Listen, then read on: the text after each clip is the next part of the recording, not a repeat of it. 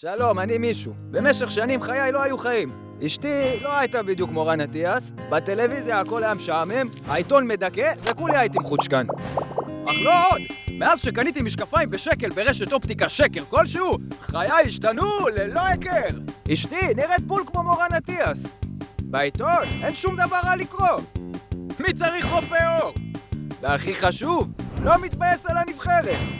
כמה? נראה לי 200-0 לנו, גול של אטיאס. במציאות כמו שלנו, תבדקו שלא מטשטשים אתכם. דורית, כבר חזרת מחול?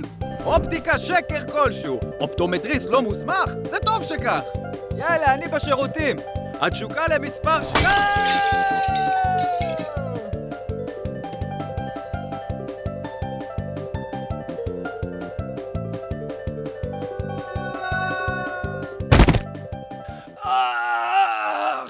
נראה לי שברתי את המונופול.